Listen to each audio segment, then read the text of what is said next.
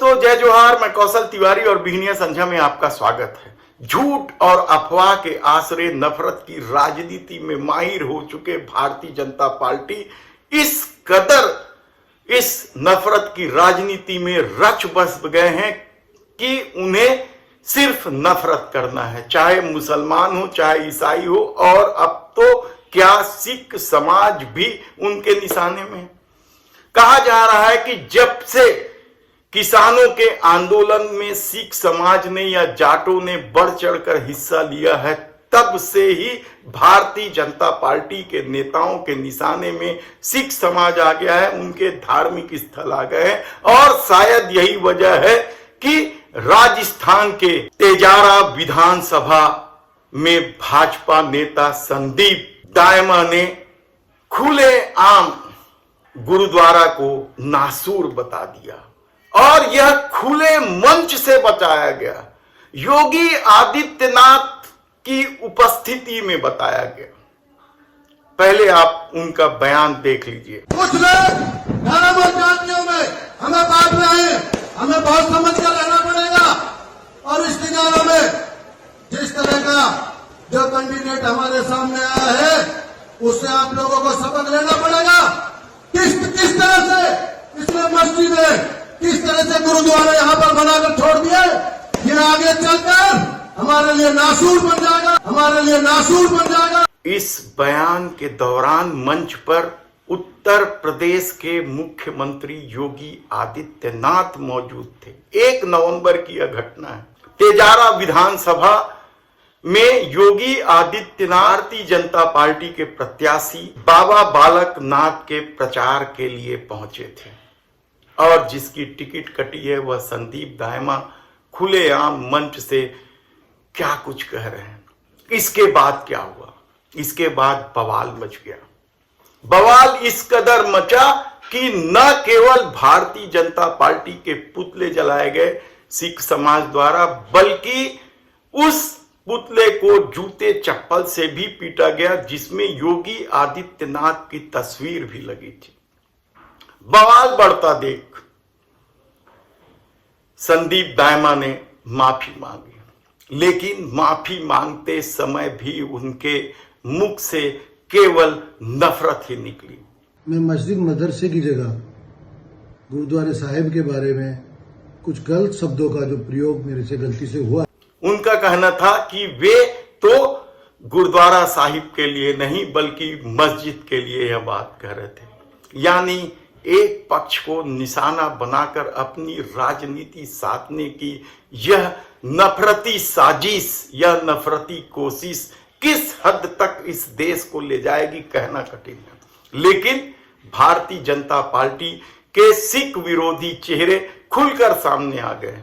ऐसे में आप इतिहास में भी जाएंगे तो किस तरीके से नाना देशमुख के लेख के बाद, जो जॉर्ज फर्नांडिस के अखबार में छपा था, उसके बाद सिख दंगे हुए थे 1984 को, और उसके बाद नाना देशमुख बेहद विवाद में रहे और उन्हें भारत रत्न दे दिया गया था। खैर, ये तो इतिहास की बात है, लेकिन शायद भारतीय जनता पार्टी के नेताओं को नहीं मालूम है कि सिख समाज न केवल राजस्थान में ही रहे, बल्कि छत्तीसगढ़ में भी उनकी बड़ी संख्या है, मध्य प्रदेश में भी वे बड़ी संख्या में रहते हैं। यानी सोचिए कि अब राजनीति कहां जाएगी। लेकिन दूसरी तरफ योगी आदित्यनाथ जी के डंके बज रहे हैं, अपराधी थर थर कांपते हैं, किसी की हिम्मत नहीं है अपराध करने की।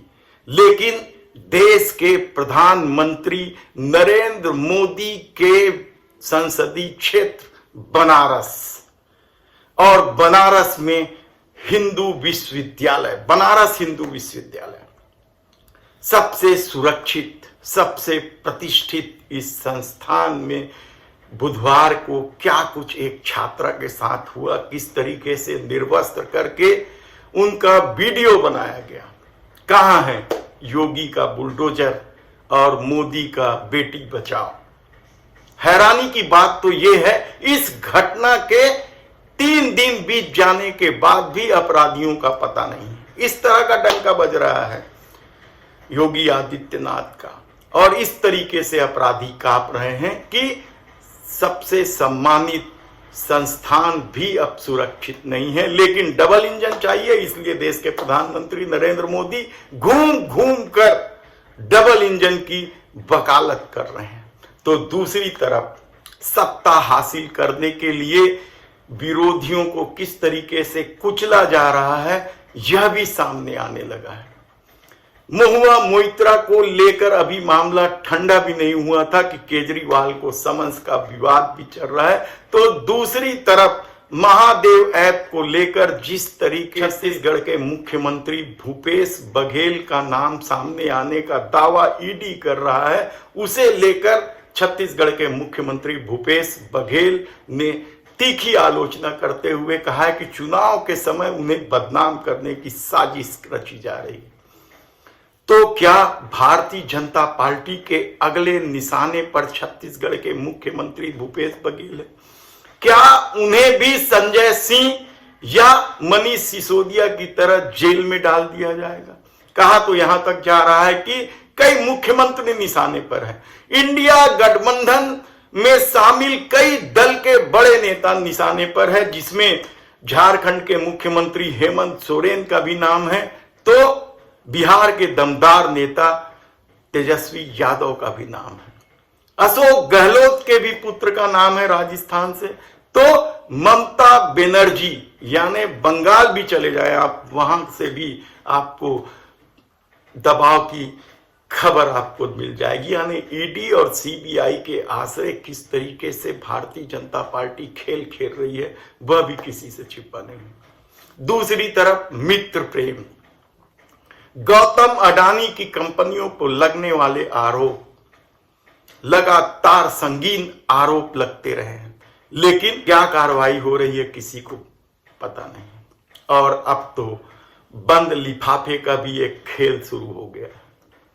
किस तरीके से चुनावी चंदे के नाम पर इलेक्ट्रॉल बॉन्ड बनाई गई और उस इलेक्ट्रॉल बॉन्ड के जरिए किस तरीके से मनी लॉन्ड्रिंग और काले धन को खपाया जा रहा है, इसे लेकर सुप्रीम कोर्ट ने संविधान पीठ में जो सुनवाई चल रही है, बंद लिफाफे में सारा कच्चा चिट्ठा यानी चंदा देने वालों की सूची मांगी है, चुनाव आयोग से मांगी है। सुप्रीम कोर्ट चाहती तो सीधे आरबीआई या एसबीआई से मांग सकती थी, लेकिन बंद लिफाफा लोग भूले नहीं हैं।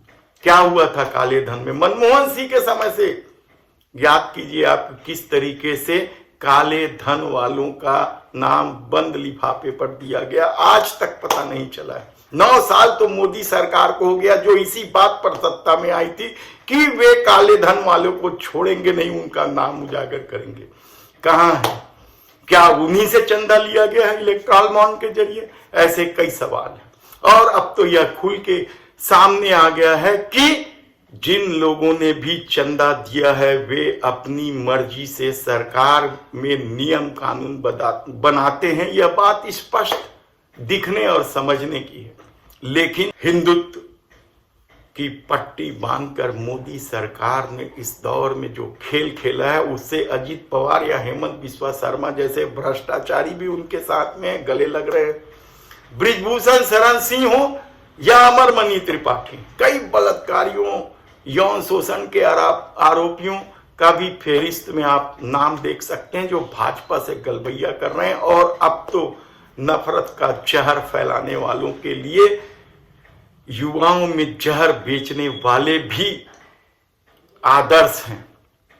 एलविस यादव, याद कीजिए कि किस तरीके से उन्हें सांप के जहर का कारोबार करते हुए पुलिस ने उनका नाम उजागर किया है, और इसके लिए मेनका गांधी और उनकी जबरदस्त मेहनत की। लेकिन वे हरियाणा के मुख्यमंत्री मनोहर लाल खट्टर के आदर्श हैं, तो स्मृति ईरानी भी उनकी फैन है। और यही नहीं, भारतीय जनता पार्टी के कई नेता उनके फॉलोअर्स हैं। सोचिए, जहर का व्यापार कर रहा है, युवाओं में जहर बेचने वालों के साथ भी अब भारतीय जनता पार्टी का नाम सामने आ गया। अब तक बलात्कारियों, अपराधियों को संरक्षण देने, अब तक भ्रष्टाचारियों को गले लगाने, वॉशिंग मशीन के रूप में चर्चित भारतीय जनता पार्टी अब एलविस यादव के नाम जहर बेचने के कारोबार में सामने आने के बाद इससे भी जुड़ गया है। देखना है कि आंखों में पट्टी बांधने वालों की आंखें कब खुलेगी। हम तो खबरें आपको दिखाते रहेंगे। धन्यवाद।